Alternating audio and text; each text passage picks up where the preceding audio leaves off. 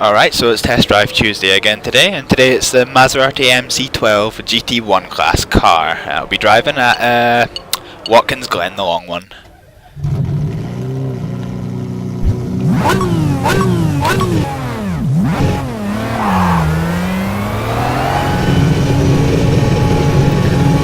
So after last week's Test Drive Tuesday, the Watkins Glen, both short and long tracks, have become one of my favourites for driving, especially high-powered cars. I feel it's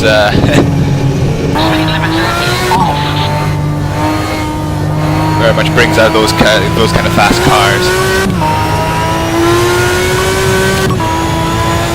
So let's see how this handles.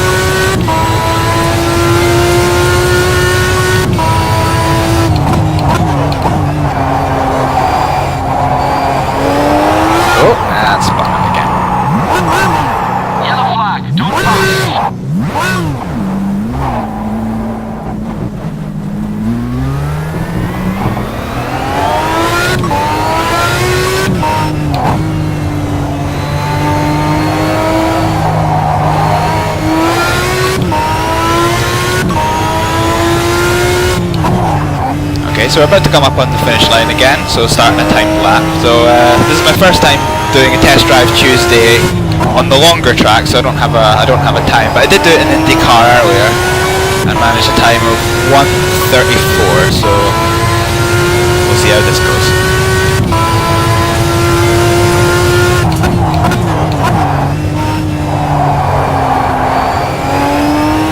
Very skittish there.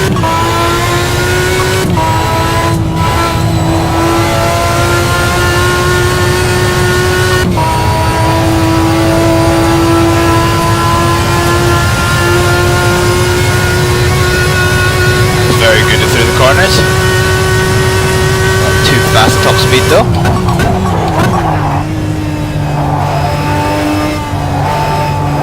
Whiffed out with there, someone's belt. Oh! Yeah, I spoke too soon. Off the wall. Remember, that's no overtaking. Oh, jeez. No, this is... Steering's gone, Alright. Try again.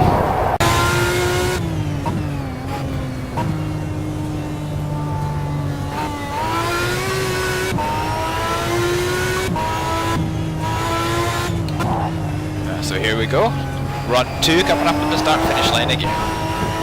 Last corner.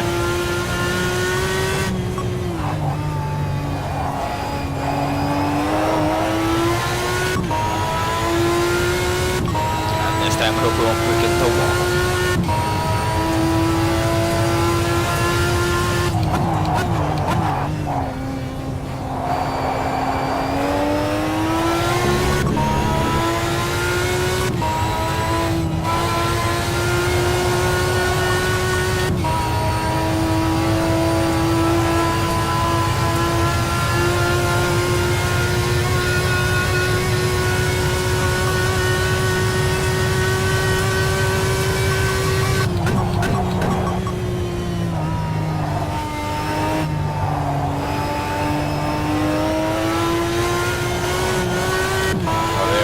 A lot better. But wide here. There we go.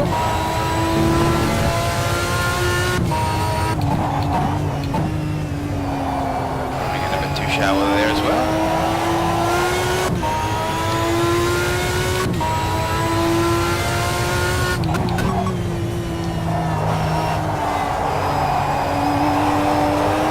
Oh dear, oh dear. Yellow flags are waving. Remember, that's no overtaking. I made a mess of that, but didn't crash. We're almost at the finish line, so just keep it going.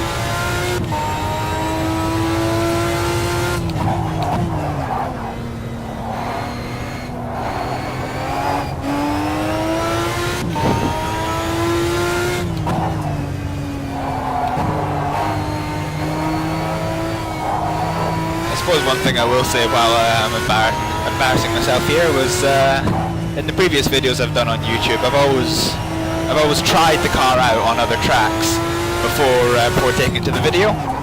I thought as a real test of my prowess that I would just take the car straight to the track, and having done 0 miles on it right until the start of this video. Oh, 158. I can't keep that. Yellow flag, don't pass.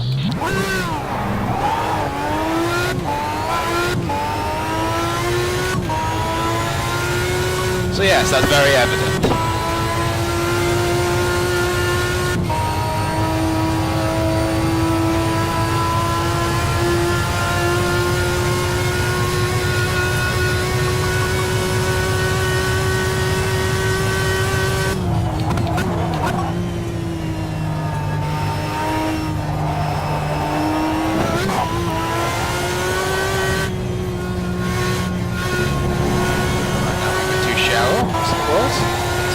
Bad. That's as bad.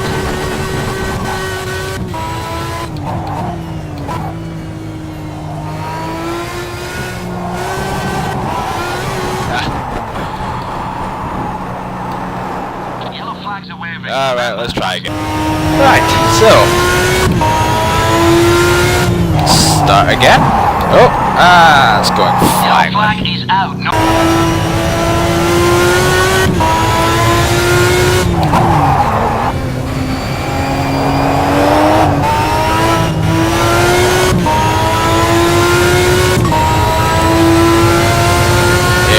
New lap again.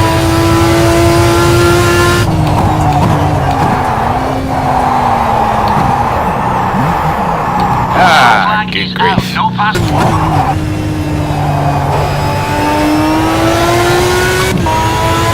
There we go. Good run out of the final, the finish line.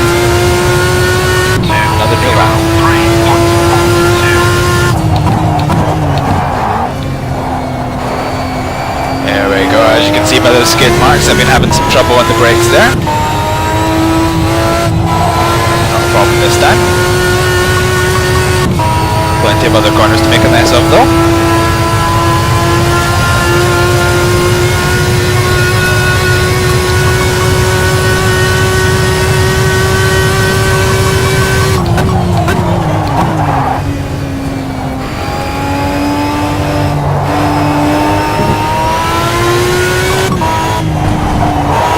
Oh dear, I took my eye off the road. Yellow flag is out, no passing. Oi!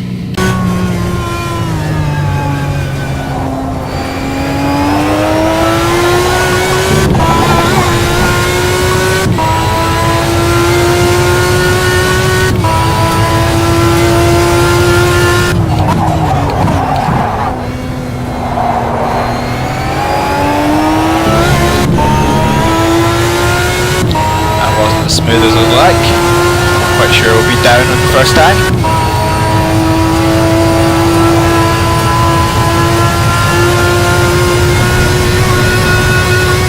Slightly off the road there, got in the corner.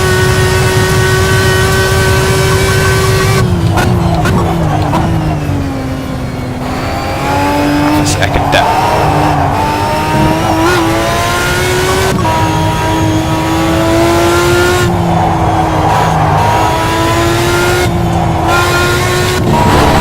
Well off. Oh dear.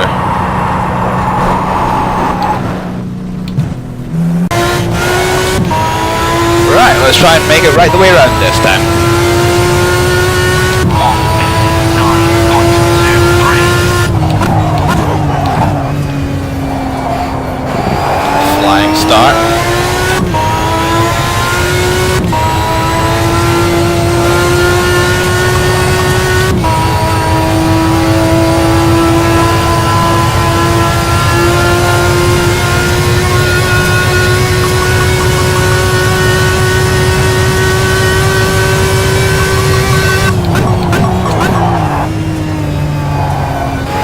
Hey, see green.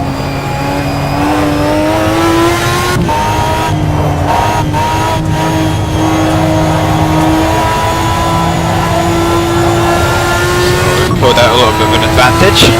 Let's be careful.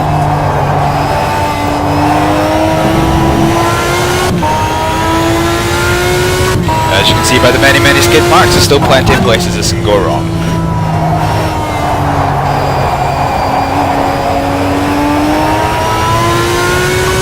The car's lovely and stable through the corners. I'm still not very confident with it on the power and the brakes. Oh dear, oh dear. That wasn't a total loss.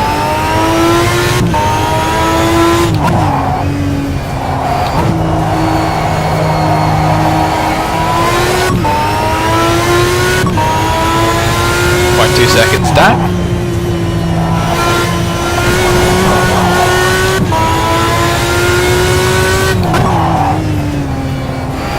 Oh, made a right mess of that last corner.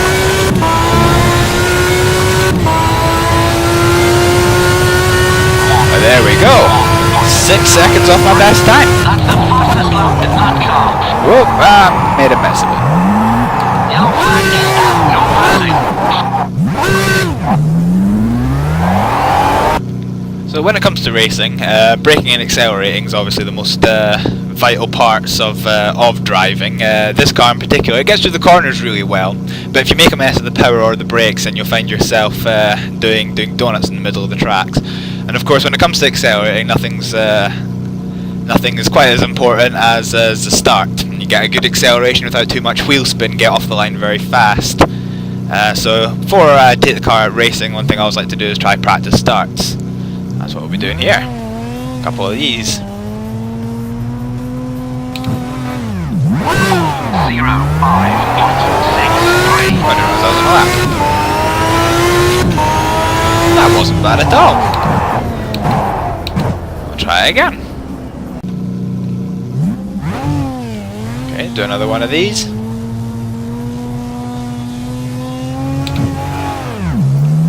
Oh, that wasn't good at all.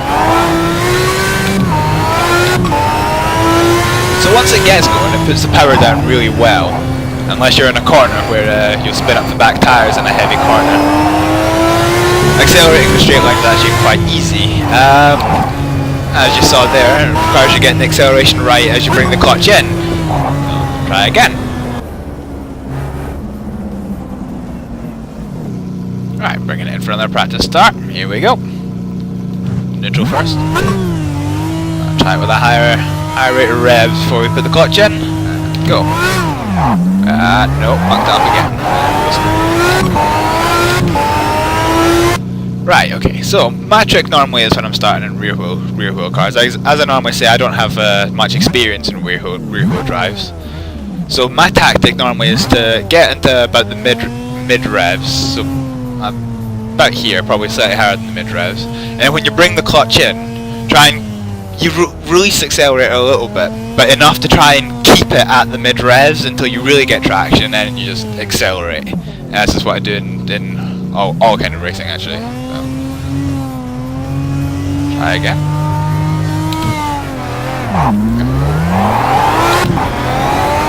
That was a lot better. Not as good as my first one, I don't think, but.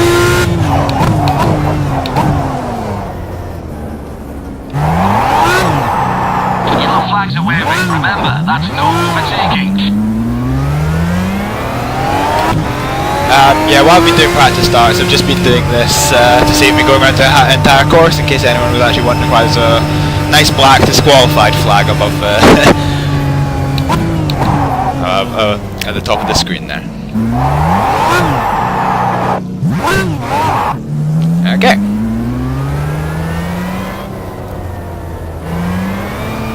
Gone a wee bit too far up. Yellow flag, don't pass. Right, so.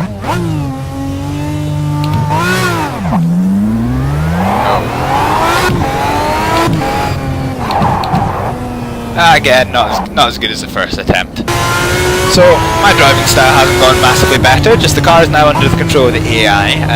What we're going to do now is going to follow it round, do a lap of Watkins Glen. This being the long track, not the short one. So here we are, we're coming up at the final corner. Third gear, get a good exit onto the straight. So here we are, pit straight and come across the timing line. First big section of braking, brake right down to second, turn in.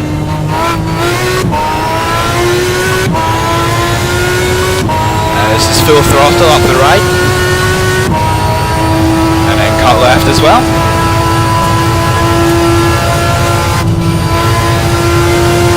Try and keep it going the shortest line you can through the last kind of right hand kink there. And then you have another heavy braking section. Third gear,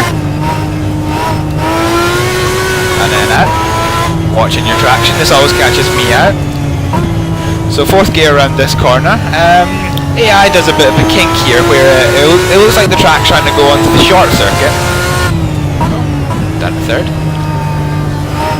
All third round, and then put the power out when you're there. Yeah, that kink, I think the AI could probably make up a bit more time by running a bit wide. I don't know. So here we go, that's another corner, you hold third gear right the way around. That's another difficult one on traction. It's very easy to get on the power too early and spin yourself out. And then you brake that to second for this corner. Bring it around, the edge of the traction. And another second gear left hand down. Traction out onto the back straight. So all that from that kink to there would have been the short, that's all the long track. I'm back onto the short one now. Coming back to the final corner, brake the third gear, and then again do what you can to get good traction on the line out. So, AI's time is 1:49. That's the fastest lap with that car. So my best time that I managed was a 1:51.9, so a good 3 seconds slower. And I guess it highlights the fact that I've not really had all that much experience on this track. You'll notice from my driving compared to the driving that's going on now, at the start straight I tend to run it right out to the curb and then full throttle from there out.